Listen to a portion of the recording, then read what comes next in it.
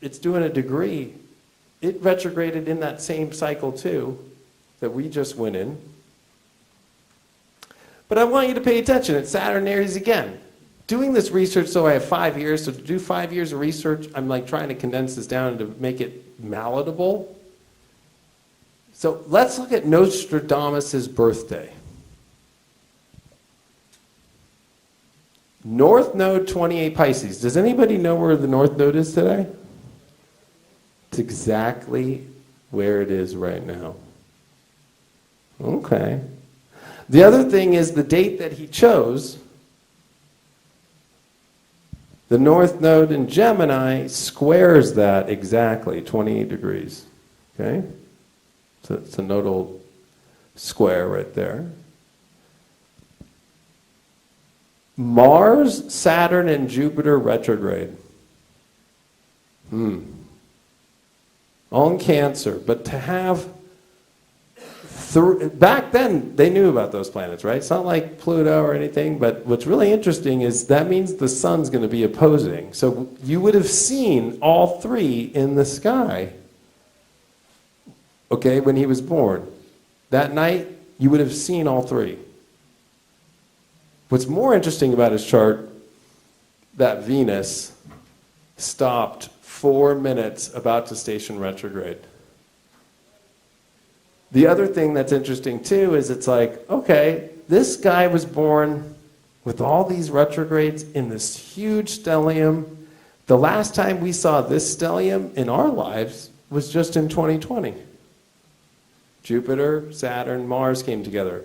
The last time these planets came together like this was in 1345, which started the Black Plague of 1347. Now, for many people, I don't know if you know, but what does anybody here, well, Anne, you can't answer, you're a history professor, or anybody at High Vibe. But does anybody know what Nostradamus did before he was an astrologer? He was a doctor, and the plagues were happening, so he became a plague doctor, but not the traditional one. He went out on his own to find and create his own herbal remedies for the plague. So he's born in 1503, a Capricorn, with the craziest stellium. And to be honest with you, if I saw that, and I saw him in person, I'd be like, are you okay? No, but it'd be like, wow, this guy's Mr. Retrograde, right? Because if you just do his progressions, just move his chart a couple of years, and boom, his Venus stations retrograde. And I would, I do have my laptops here, but I didn't want to overwhelm. The stuff I have found with his progressions are insane, but I don't have time to do it on this one today. That's going to be for my next thing for people in the world. We're going to come back to that. So everybody's inspired by something. Okay, like I'm inspired by other astrologers that came before me and ones that are alive today and their work. So Nostradamus had to have some inspiration too. Well, there was a bunch of prophecies that were done in 1522. And these ones were kind of crazy, okay? Because they're from people in the church, they're from a person calling themselves Merlin. And what's really interesting is in these dates, I went to one of them, and this one is by another person in the church. So this book actually became banned by the Catholic Church, and there was a bunch of books banned by the Catholic Church until 1966. But my main one that I want to point out here is in this prophecy work, they start talking about, of course, like, oh, and then this person's going to take over, and then this is going to happen, and you have to look out of that and go to the dates. In addition, in the year of our Lord, 1503, great ills shall be prepared for some time in the future. At that time, insurrections and horrible conspiracies shall be plotted that in these years shall not produce all their effects, for some shall only break out later. So it's really interesting because you also see in 1502, the year before he's born, all these woes shall start in the year of our Lord, 1502, because in that year, mortality and plague shall devastate and afflict the whole world in an astonishing manner. than the year after. Moreover, in around the year 1504 or beyond, the greatest prince and the most august king of all the West shall be put to fight and be led away captive in an astonishing battle. So if we just take these 3 years right here, that's some pretty gnarly shit, right? Okay, the plague. Well, he ended up being a plague doctor first. At that time, this is one of the biggest secrets of his work is his own birthday, 1503. Why does his birth hold a secret we have all lived through and are living in now?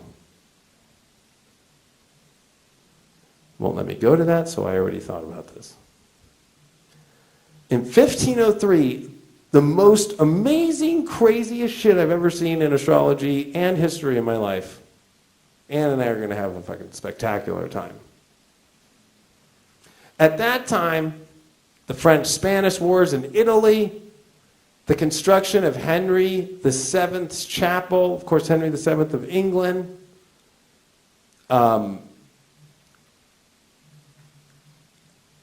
This is where Christopher Columbus discovers the Cayman Islands, which he names Las Tortugas after the numerous sea turtles there. Naples is captured by the Spanish. The coronation of Montezuma II as the ruler of the Aztec Empire takes place as the Aztec capital, Tenochtitlan, now part of Mexico City. So that's when the Spanish are taking over. They're coming in that 1500s to take over. And they do. And they get rid of the Aztecs. But that's the end, the coronation and the beginning of the end of the Aztecs. So it's kind of like simultaneously happening. They don't realize it yet, but it is. James IV of Scotland and Margaret Tudor are married as per the Treaty of the Perpetual Peace by the Pope Alexander, and he's a big one in all this, the sixth. So that's crazy because remember, there's a huge rift for the hundreds of years prior to that with the Scottish and the English, and a Tudor and some James from Scotland come together, and they're married for a peace deal, which ends up creating, well, we kind of see it today, right? It's the United Kingdom. Representatives of King Henry the Seventh of England and the Queen Isabella of Spain signed a treaty for a 12-year-old Henry, Prince of Wales, to be married to Catherine of Aragon. Now, it's actually Arthur. To be married. That's right. Henry. This is when his brother dies. Henry VIII's brother dies, and his son Arthur, which was named for the Arthurian legends, who was supposed to come up, dies. And then, of course, we all know he was already married to Catherine of Aragon. Well, guess what happens? Now Henry, at 12 years old, is like, I guess you're my wife. And that's what starts the schism of the Catholic Church. It's all based off that. After his ships are damaged in a storm, Christopher Columbus and his 230 men are forced to the beach in the island of Jamaica for the next 6 months. Now this is the one, and it's not because it's my birthday. This just happens to be random. Many people don't know this. And you know what? I don't know it, but to teach this to people is going to be really cool. The orbital calculation suggests that on this day, in 1503, Pluto moved outside Neptune's orbit. Okay? Remember, Pluto's farther than Neptune. So it moved out farther, remaining there for 233 years.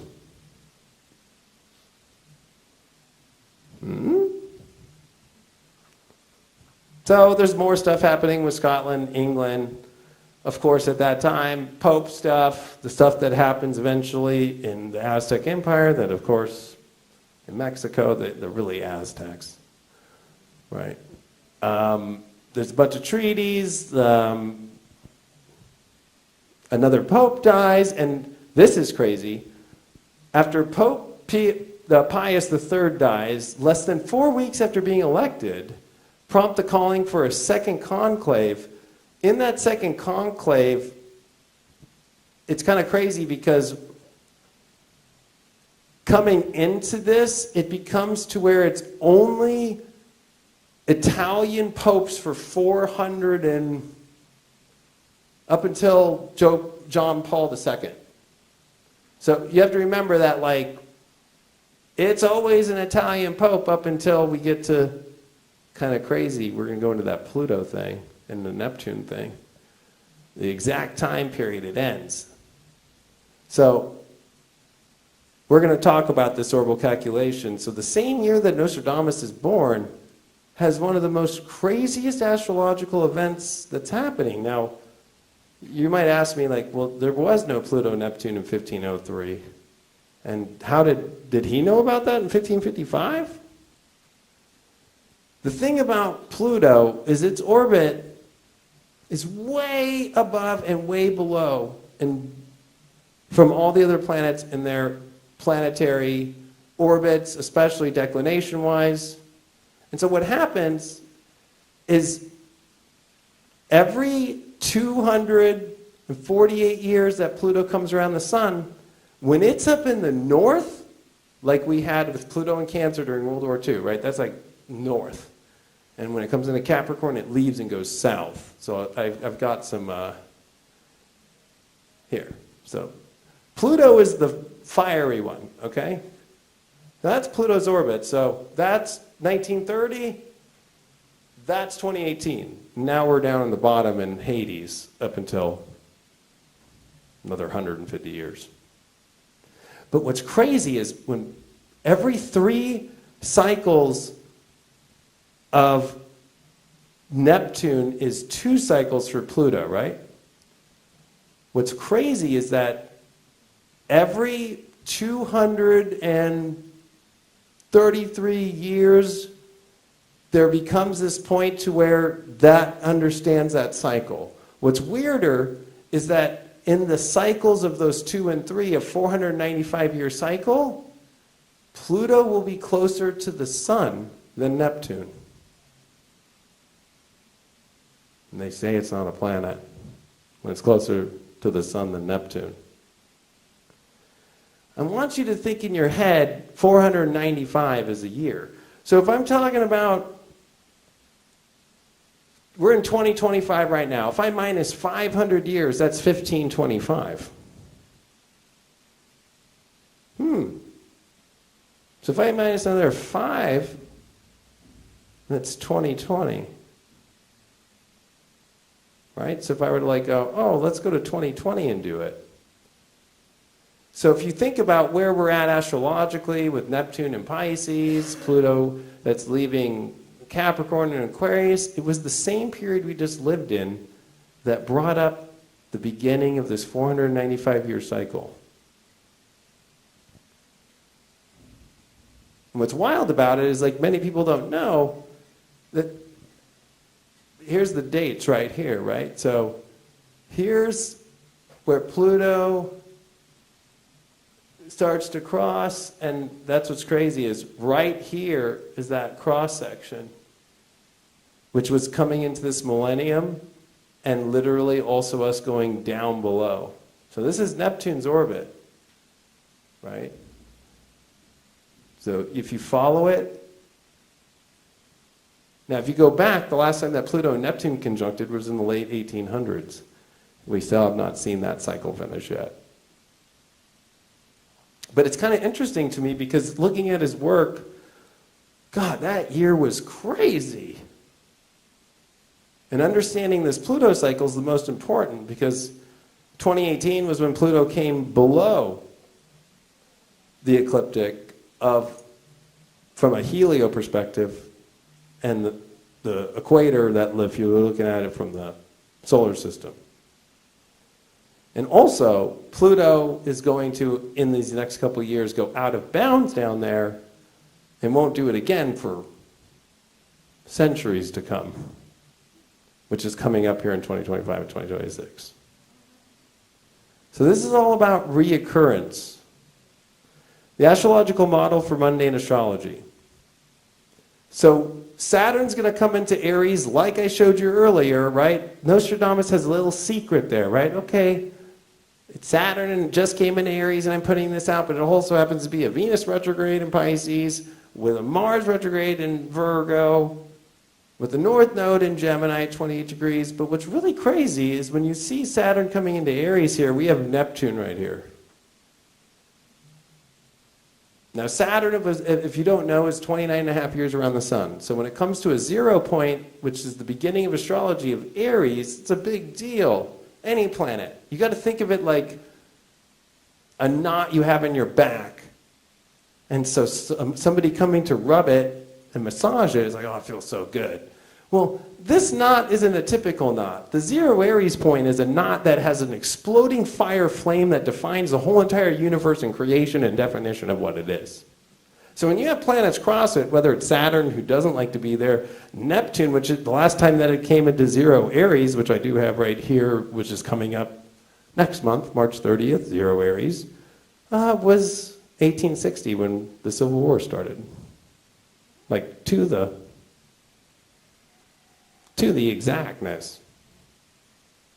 Look at the way the world is right now. I wish this little pointer worked. What's that North Node Venus conjunction happening with Neptune coming into Aries? Oh, Venus retrograde? Oh, North Node, exactly where Nostradamus' birth is? Huh. Okay. Or Saturn and Neptune are going to finally make their conjunction. Oh, that's weird. I don't know why that happened. I don't think I can fix that. That kind of sucks. Well, Saturn and Neptune meet in February of 2026 at 0 Aries. So what's interesting to me is that we have to remember Aries is the start point. Think of it like a fresh breath of air. But at the same time, it's very much one of the hottest, intense moments. It's what brings the spring, right? The spring, when we come to March 20th, March 21st, depending on where you're on the world, that's 0 Aries, right? The sun exalts itself there. It's the beginning of the astrology chart. If we go back to Nostradamus' birthday, he teaches us a little bit through his own chart. And what I want to get with this is that 1503 mark. He had Saturn in Cancer at 15 degrees. He showed in that future date Saturn at 15 Aries. Now, if you do Saturn cycles, are really easy. Every 7 years, right? So like when you're 7 years old, Saturn squares your Saturn. When you're 14, right? And you're in puberty, it's like, yeah, you better think twice. You know what I mean? Saturn opposite Saturn in your chart. And then when you get to 21, it's like, you really better think what the hell you're doing right now. And then your Saturn return at 28 through 29 and a half, right? So if we just take the basic 21 years, add 21 years to 1503, we get to 1523, which actually is everything that's related to the astrology we've been in, the Saturn-Neptune energies that we're in, 1523. It's kind of interesting because that was also Saturn coming into Aries. Or we could use the Pluto-Neptune cycle where Pluto overtakes Neptune and closer to the sun, 495 years, which we'll round that to 500. We're at 500 with all these things. That this idea of even what Nostradamus said, this golden era, what is that about? You hearing the same thing? Now, his North Node at 28 of Pisces, that's where it's at right now. The one that he showed in March 1st, 1555, remember that guy was at that time 52 years old, which was his Chiron return just finished.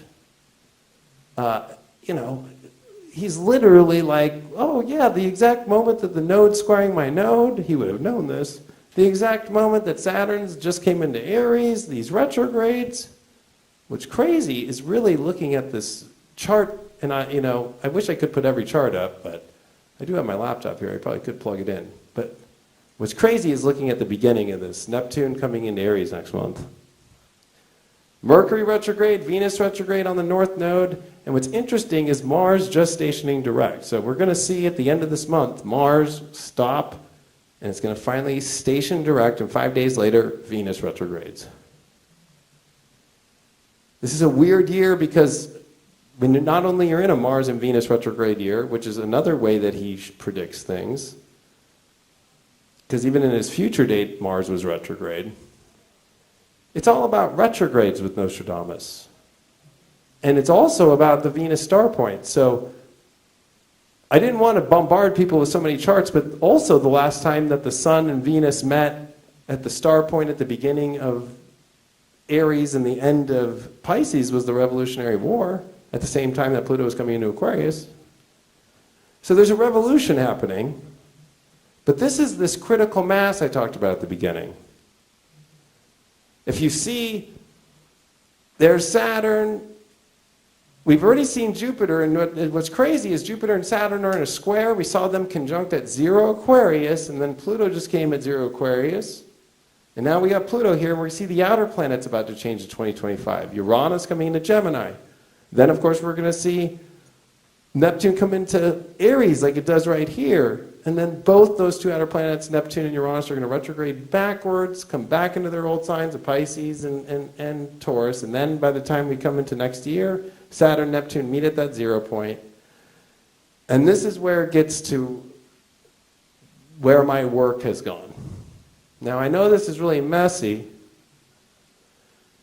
but I'm kind of old school. I like to write by hand. So what I did was from 1555 all the way into the future and backwards go, let me look at every time Saturn comes into Aries.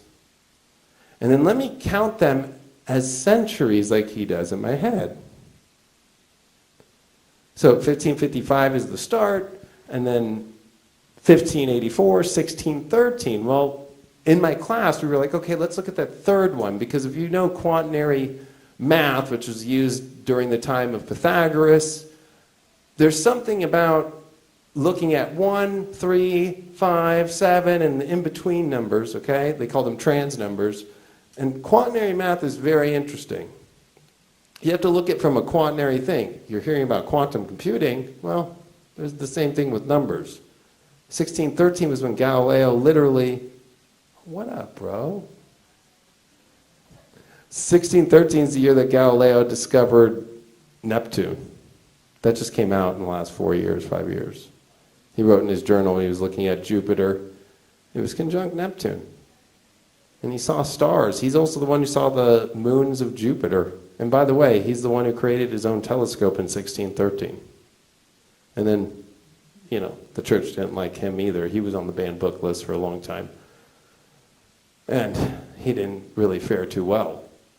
So I was like, that's kind of crazy. What if I just keep doing it? And so every time I went into these quaternary cycles, I realized, okay, if Nostradamus' prophecy book goes from 1 to 7, and then there's an epistle to Henry, and there's some interesting things in there too. The interesting things are he shows retrograde. So he basically uses the exact dates of retrograde. So for example, 40 days is like a Venus retrograde, right?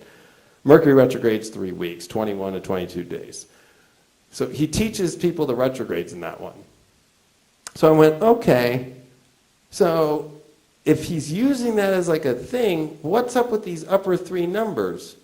8, 9, and 10.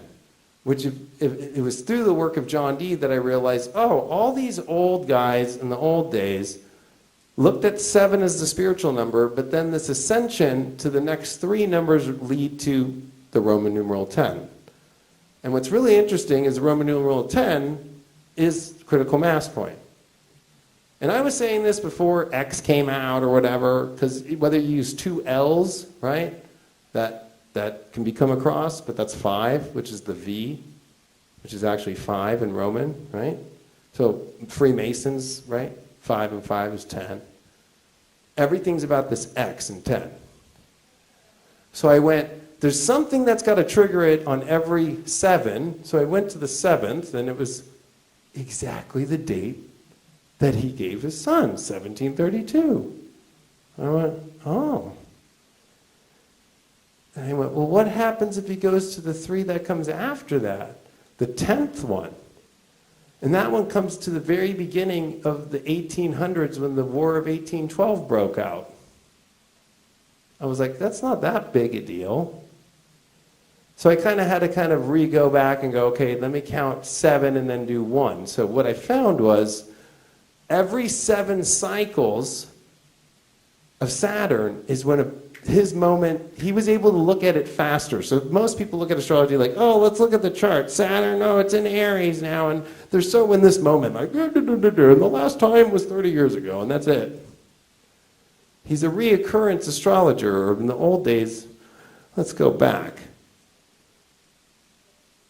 There's something about the pattern, because I went backwards from 1555 and went 7 back.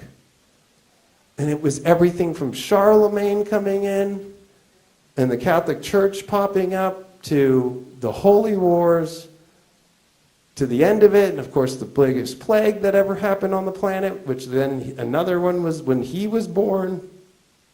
So I went, okay, let's see if I count that way. So that's 10. And it's crazy, when I got to the one that we really started to notice some really interesting stuff, because it was like, after 10, what if I just do it as 1 again? Or do I start it as, okay, let's go back up to 7 and go 1, 2, 3, 4, 5, 6, 7.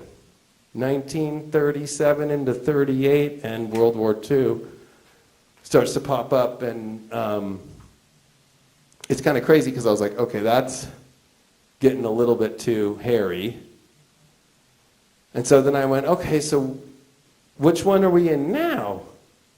So there was 1967, 1996, 2025, the 17th cycle since 1555.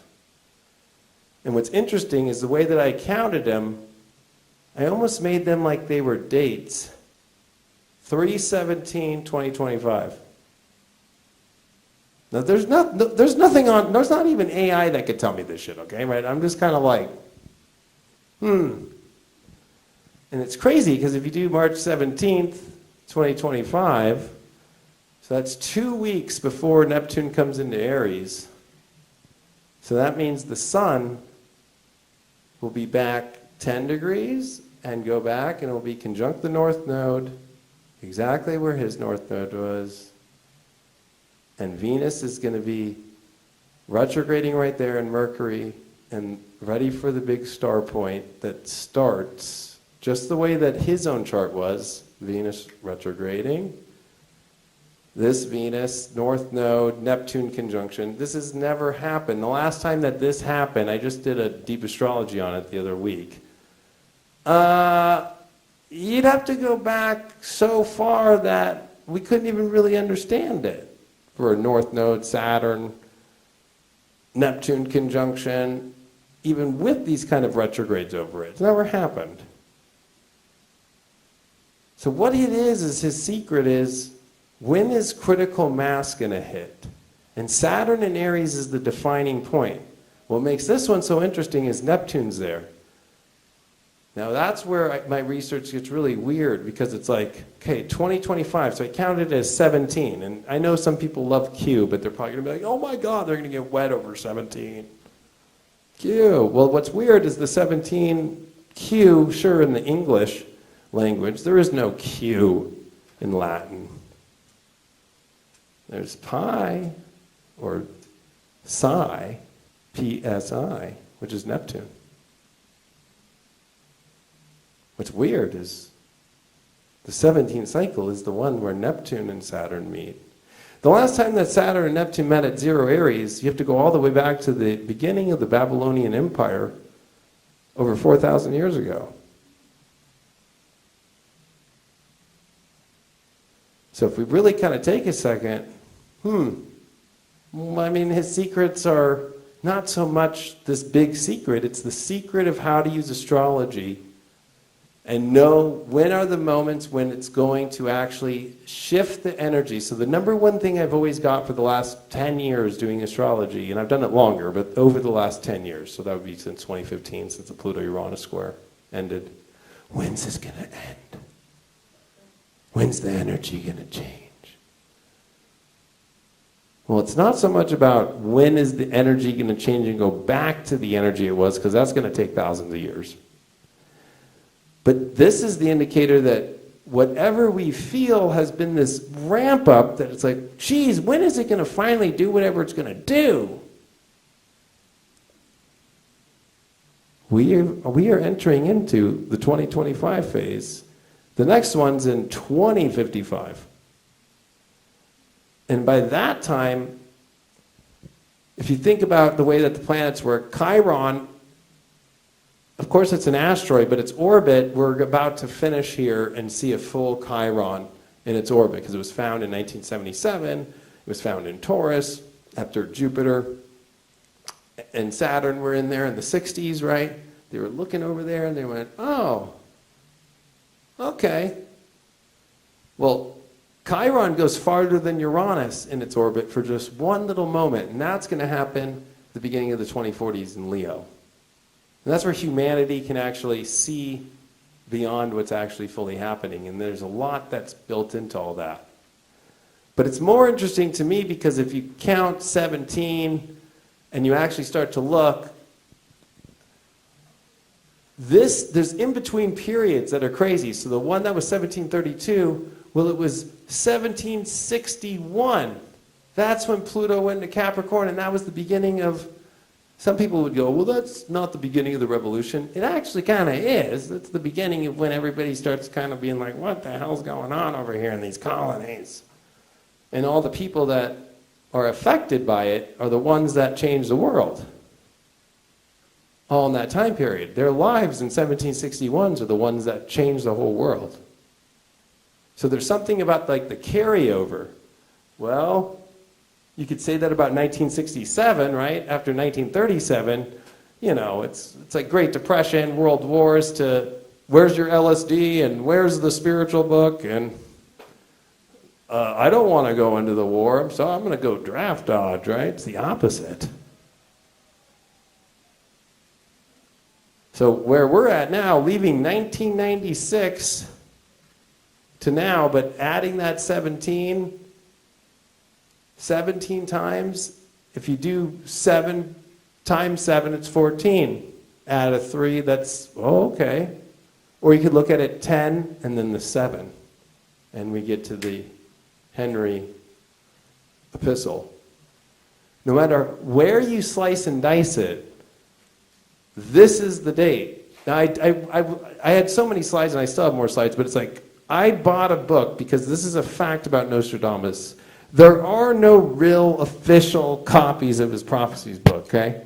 There's a lot of them. A lot of authors that, like, say this is his work.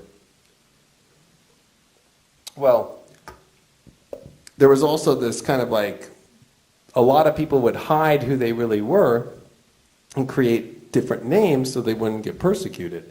So I spent the stupid thousands of bucks and bought a prophecies book with Nostradamus' name in it from the 1600s. And this guy had figured out the same thing, the Saturn and Aries thing back in the 1600s. The year that the book ends is 2024. Just ends there. There's nothing after that. And I remember being like, okay, we're onto something here.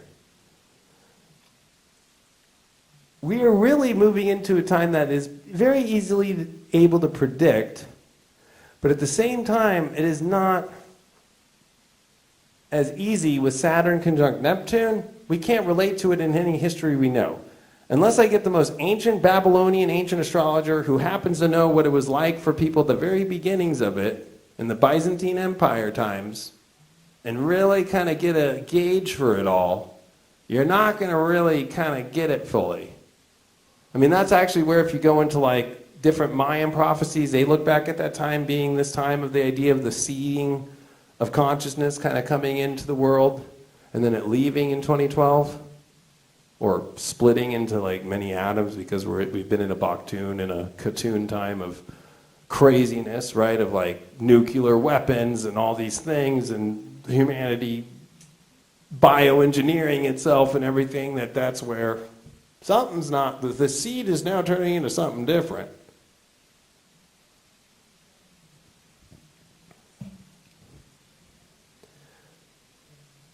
2025 is the mark. The future of the world we do not yet understand but will. That's the problem with Neptune. It's very hard to see. Although, the last time Neptune came into Aries was the Civil War, literally. The states in the South seceded from the Union because Abraham Lincoln became the president, not because of what he did, because he was becoming the president, and made the assumption that he was going to get rid of slavery. There was no amendment, there was no law yet that they couldn't have slaves. They were that afraid. Sounds very familiar right now. But the fact that we have Saturn going to be on here, it's marking us into a world that we could never even fathom, which, to be honest with you, is a world that the way we've always thought life was going to be is over. It's coming into a new thing, which I think is a beautiful thing. Of course, there's carryover of things. But what I find really interesting is this is the X moment. And there's going to be a planet. I've said this for a long time, and I said starting March 17th for the 60 to 90 days, we are going to make one of the craziest discoveries of a planet that will blow everybody's minds. It's kind of crazy because if you know right now, the world in disclosure, declassification of the JFK files, Martin Luther King Jr. I think a lot of people are like, okay, where's all the little alien men? Well, okay, that's very projected onto you through movies. The one thing I think about is Pluto. It's the only planet that's been X'd out, literally, right? Right? And why were they so obsessed to go find it and take a picture of it in 2018, as they knew it was going to leave and go south into Hades, literally? There's more out there discovery-wise that we don't know about that they've been hiding. I mean, come on, Space Force.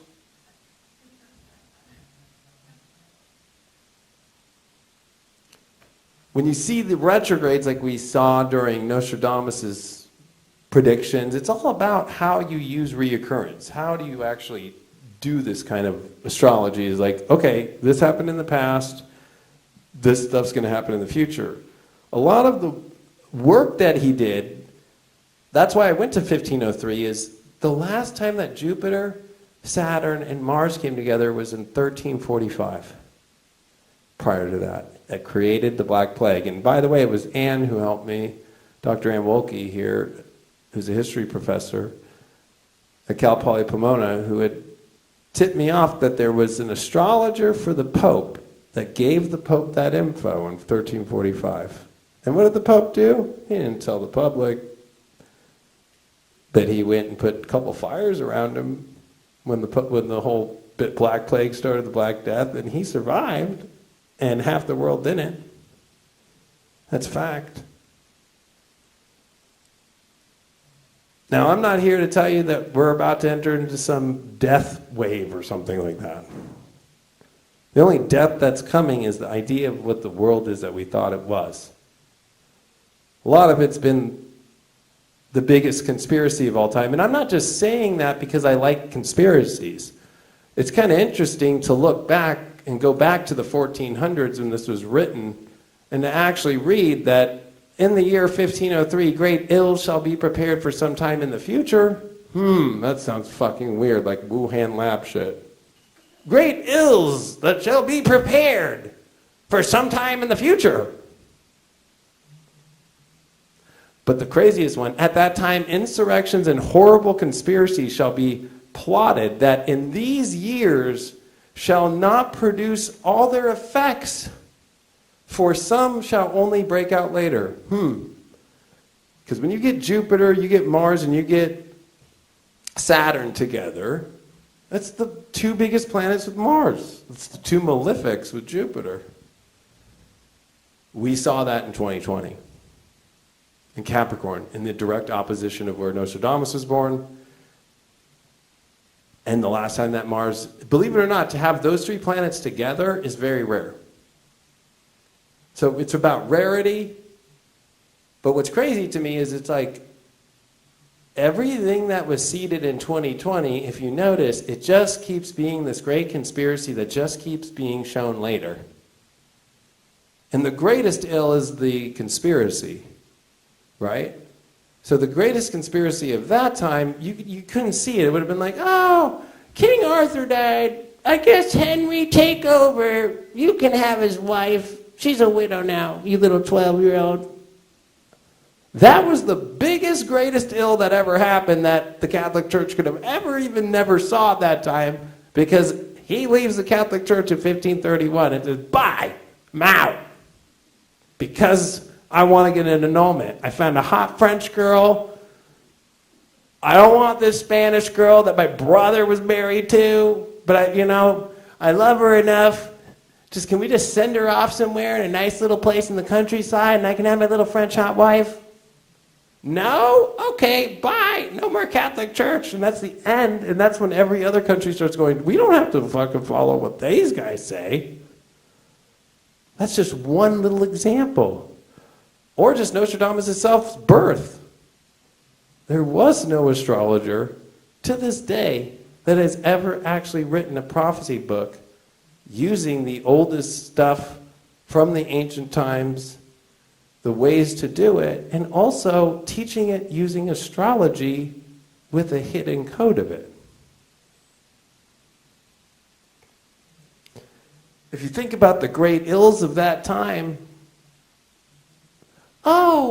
Montezuma the second, you're going to be the Aztec king now. How wonderful. And the Spanish are right around the corner. Bye! This is going to be, we're going to turn you all into Spanish people, and you're going to speak Spanish, and you're going to love Jesus, and we're going to call this Mexico one day. All on that same year. I could go on for longer, but what happened with Scotland? Okay, like James eventually comes into line through all of those successors in the Tudor family and the battles that happen, and eventually becomes, we do see a James that comes into power and bridges together, becomes the King of Scotland and the King of England, and bridges it and makes the King James Bible.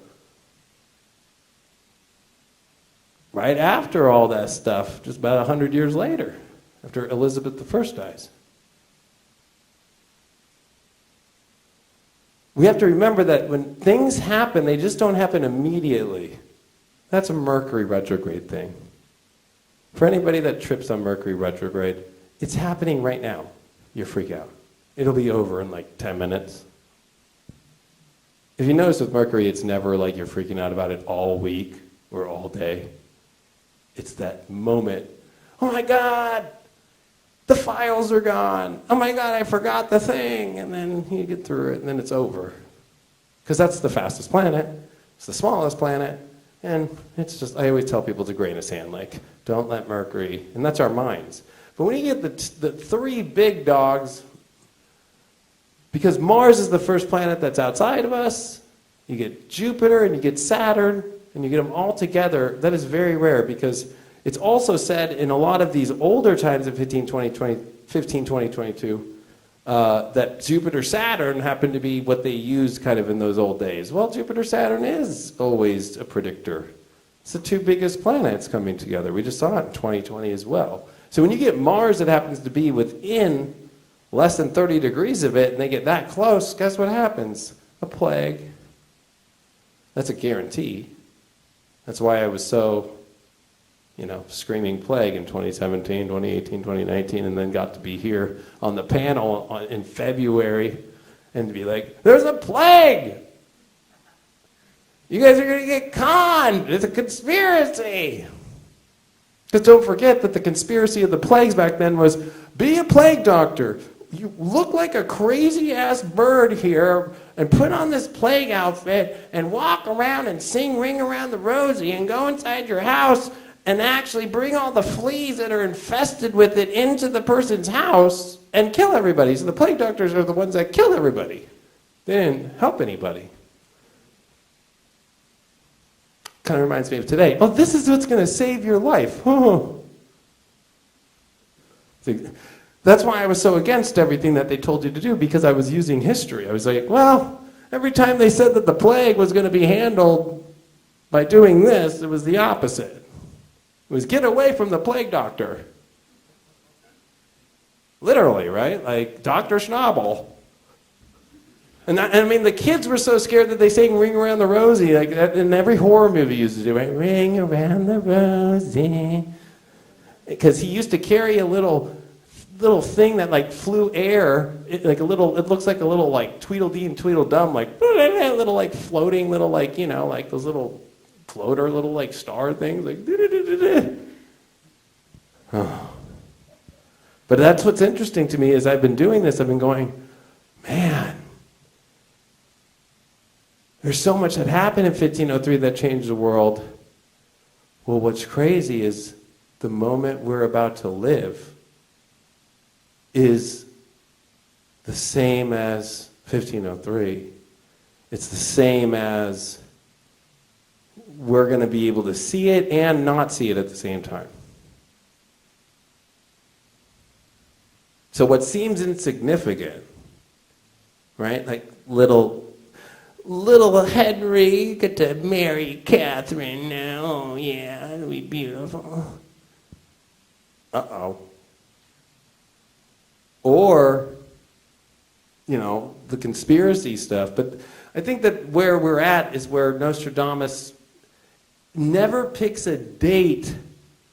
It's because he writes, it's only the astrologer that does the prophecy that can prophesize the prophecy using astrology in the future. Meaning, only an astrologer that's using astrology can actually make the prediction in the time of the astrology, and it has to go backwards just as much as it goes forwards.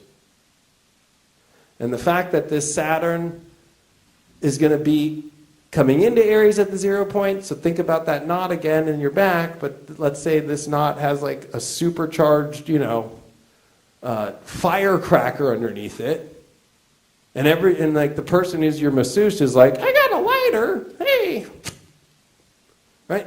That's 0 Aries. So the fact that we're going to see Saturn cross it, Venus retrograde over it, Neptune cross it, Mercury retrograde cross it, so many times, there's so many things that are literally crossing back and forth over 0 Aries point, 2025 and 2026.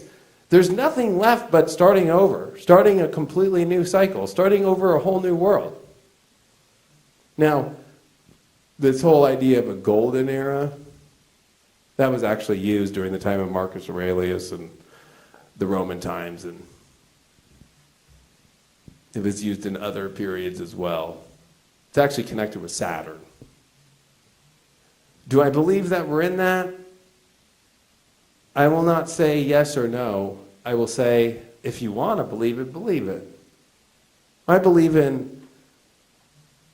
we are moving into a world where Aries is about your independent self. So when you see what's happening right now with all the governments, and when you see them letting people go and downsizing it, it's because you're not going to be able to be reliant on other people and systems in the world. The same way that we lived for thousands and thousands of years. Just we're more evolved now. So it's almost kind of like an oxymoron. We're all having to be like our toddler self and learning how to potty train ourselves without a parent to do it. We're all having to learn to get out of the crib, even though we're like 25, 40-year-old, 50-year-old, 60-year-old people. That the world has been a crib. Oh my God, the post office? Oh my God, the Department of Education?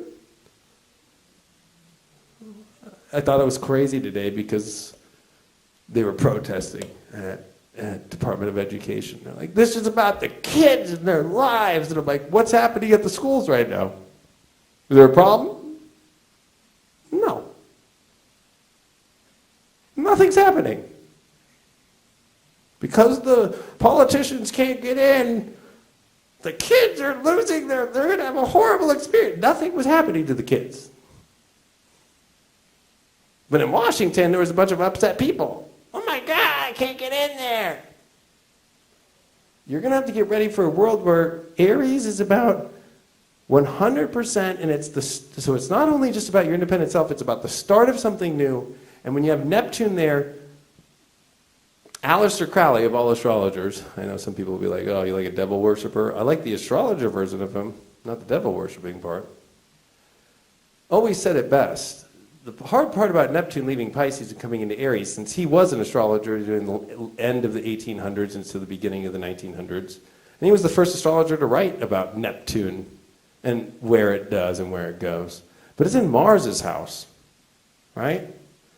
So, of course, without saying it, this is the secret code of an astrologer. Without saying it, he's thinking about the Civil War, right? Of course, he was born during the times right after it. His grandparents would have been around for it. You know what I mean? He's like, oh, this is where the fiery energy that hits this emptiness of people. So if you take the slaves, for example, it was a horrible situation for them, but there was these people in the South that actually believed that God had told them that they'd give a better life to a slave in the southern states of America than they can on their own. Right? The southern way, right? The way that you live in the South was better because God knew. What it is an emptiness that these people try to fill up with, that their spiritual ego goes so far. And I will blast both sides of anything. When I heard Trump say, we're going to go into Gaza, I'm like, you better fucking not. Because this is also bringing back the astrology of when the Templar Knights all died and lost their crusades. So you have the Muslims, you have the Jews. Where's the Christians in this battle? Oh, Trump wants to go in there now? There's a Christian conquest right now that's going to lose, but all three are going to lose. So weird, the bombs. Did you just hear them? When I look at this Saturn ingress into here, oh boy. The fact that we're getting it so many times, both Saturn and Neptune. The fact that Saturn doesn't conjunct Neptune blows my mind. The faster planet doesn't catch up to the slowest of the planets besides Pluto, but technically Pluto's faster than Neptune. People don't know that speed-wise. And then retrograde over that hump. So from now, starting in March 17th, for that 60 to 90 days, you are going to see the first level of a world you never even dreamed was even possible. The whole thing is about staying within your heart and not relying on what everybody is doing. Because with Pluto and Aquarius, it is not about losing yourself. Like you have to have your oxygen mask on before you can help other people. And sometimes Pluto can do some pretty crazy shit, right? Pluto rules Scorpio. Pluto loves to be obsessed, and I think some people, all of us have maybe been there where we become obsessed over a person and we'll do something that we don't even want to do just because we want them. The problem with Pluto and Aquarius is about the highest of highs, Uranus, up above in the heavens and the skies. Pluto is down in Hades. Pluto does not want to be there. So the problem with all these outer planets in modern astrology today is nobody wants to say, where is Pluto at its fall? Where is it exalted? They just say, well, Pluto's at home in Scorpio. Well, obviously it would be detriment in Taurus. Where would it be at fall? Aquarius. Emotion? Do you think Aquarians like emotion? Pluto is all about emotion. Aquarius is like, can we just disconnect for a sec, and can I get some air for a sec? Can I observe this with my mind? Can I observe and see if you are still sexy or not? I kind of want to see it from a different angle. Leo is like, I'm in it all the way. So of course that's where it's going to exalt itself, right? Like in Leo, let's live or die, motherfucker. Right? Aquarius is like, hold on a second, let me try and convince you not to end this. Right? And Pluto's willing to like listen, but also kind of goes, no, I don't think so. So the problem that's going to show up here is that a world having to watch a transformation where everybody comes back to their own individual freedom fully, without anybody there to tell them what to do. Most people don't know what to do with themselves because they've been defined by systems and structures. And so that's what's going to be hard, is this next 2 years, it's not about politics anymore. Capricorn's over. What the secret was, though, is that we hit the critical mass. This critical mass point is literally 2025, and in 2026, it's full steam ahead into it. But the things that will be revealed are things that might seem insignificant and then also at the same time be massive. But it's going to be about how you read in between everything. And the way that you read in between, as I'm going to come to this end,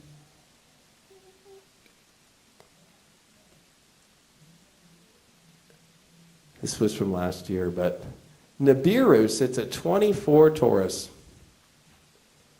Well, Uranus is at 23 now. It's about to gestation direct and crossing over 24 in March. Which means, looks like we are about to come into some sort of crazy planetary discovery. Where are we really from?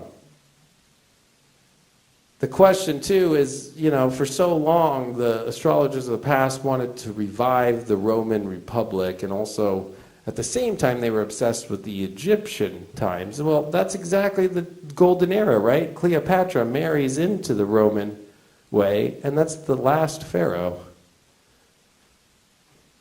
So of course they think that's the golden era. Rome wins, we get Egypt, we get all the secrets, we got all of our stuff, and then it doesn't last like more than 400 years, and then the Goths take over. But the idea is, can we stop looking to revive something? Is this the moment that we have reached where we can actually start to go create with Saturn and Neptune, not somebody else's dream, but our own, that we don't know what it is yet? And that's okay. And I think that's really what his secret is that we finally have reached enough cycles, we finally reached enough times, we finally reached the millennium, planetary-wise, orbit-wise, cycle-wise, and the rarity of things to finally get to a place that really is going to be a quantum leap for humanity, which also means we won't be the next new higher species, but our children will. And they won't be the same as us. Which happens all the time, but we have reached the place where we will mark Homo sapiens end to the next kind of human being we've never seen before.